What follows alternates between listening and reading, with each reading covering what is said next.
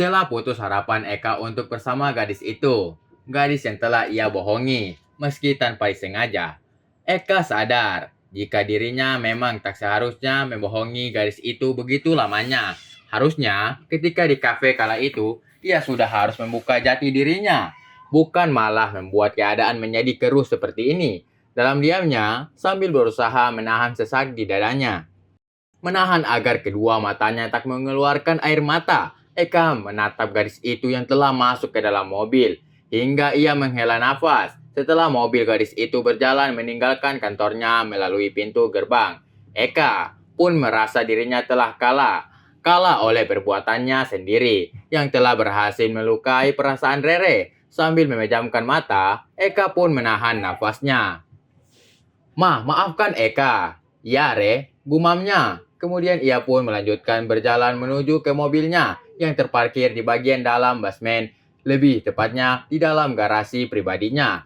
Pagi ini, 2 hari telah lewat setelah kejadian malam itu, di mana ia benar-benar merasakan telah berbuat sebuah kesalahan besar terhadap Rere. Gadis yang selama ini telah mengganggu pikirannya. Bahkan seumur hidup Eka hanya menyayangi 2 orang perempuan. Pertama sang ibu, yang kedua adalah adiknya, Arneta, yang ia sayangi melebihi sayangnya kepada adik. Namun kini, Eka tak bisa memungkiri jika sayangnya untuk Neta telah terbagi. Dan juga ia tetap tak punya keberanian untuk bertemu dengan Rere. Ia takut jika gadis itu.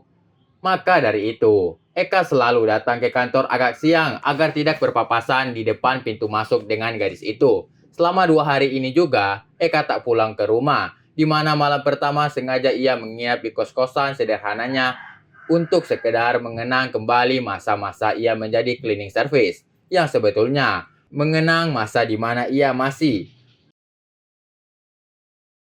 Dan malam kedua, ia memilih menginap di apartemen pribadinya. Selama 2 hari ini juga, dia hanya merespon pesan WA dari adiknya Neta sekedarnya saja. Karena benar-benar pikirannya sedang kacau. Sedangkan Neta, yang punya kebiasaan jarang menelpon Eka, pun sepertinya cuek dan tak mempertanyakan pesan balasan sekadarnya. Tak terasa, selama perjalanan Eka hanya melamun saja memikirkan Rere. Kini telah tiba di parkiran gedung Eka Wira. Bahkan saat ini ia tak membuka kaca mobilnya yang seperti biasa ia lakukan di pagi hari. Ia pun sengaja memilih memarkir mobilnya di parkiran pribadi yang berada di sebuah ruangan khusus di basement. Eka pun kemudian melangkah masuk menggunakan lift agar ia bisa mencapai lantai tertinggi tanpa melalui lift umum. Benar-benar ia bingung akan sikapnya seperti yang selalu saja menghindar dari Rere. Pintu lift terbuka di lantai paling atas gedung, dan Eka hanya mengangguk menyapa sekretaris pribadinya yang sudah berumur setengah baya. Enggan untuk mengajak ngobrol wanita itu. Eka pun melangkah menuju ruangnya tanpa menoleh. Benar-benar selama 2 hari ini Eka belum bisa melupakan kejadian malam itu. Malam di mana ia bertemu dengan Rere, dan gadis itu merasakan sebuah kebahagiaan meski sesaat. Karena setelahnya, mereka tampak bermusuhan seperti Tom and Jerry.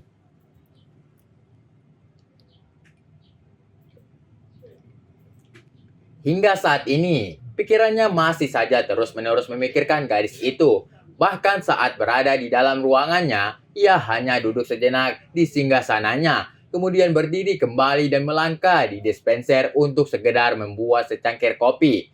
Eka melangkah membawa secangkir kopi menuju ke jendela dalam ruangannya, menatap jalan raya yang pagi menjelang siang ini terlihat macet. Ia pun meletakkan cangkir di samping meja kecil, kemudian kembali ke singgasananya, membuka laptop, meng-on-kan, kemudian mencoba mengalihkan pikirannya dari gadis itu untuk sesaat. Karena menurut Eka, masih banyak pekerjaan yang harus ia selesaikan daripada bergalau ria memikirkan sosok Rere yang sebetulnya sangat dekat dengannya. Berkantor di gedung yang sama, namun Eka hingga saat ini lebih memilih untuk tidak bertatap muka dengannya. Sejenak Eka membuka-buka report tren sales di hampir semua anak cabang perusahaannya, menyekrol hingga ke bawah, dan telah menganalisa beberapa penjualan baik yang growth maupun yang sedang stuck di angka yang sama dari bulan sebelumnya.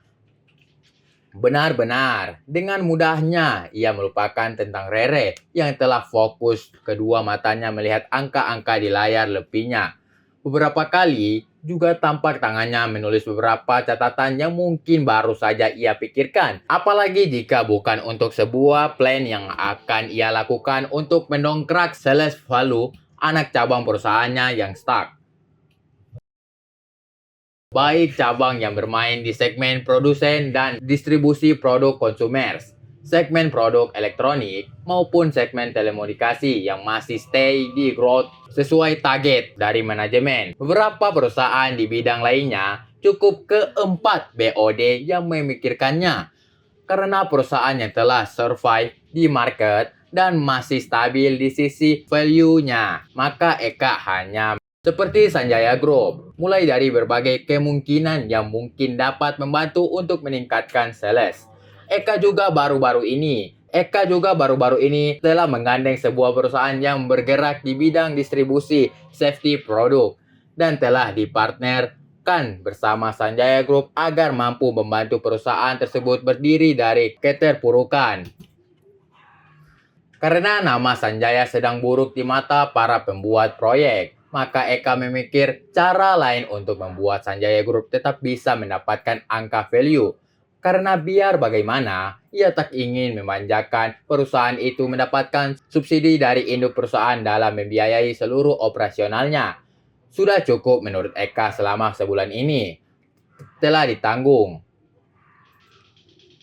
Oke guys, terima kasih telah tonton channel kami. Dan jangan lupa untuk menekan tombol like and subscribe agar kamu tidak ketinggalan novel-novel berikutnya.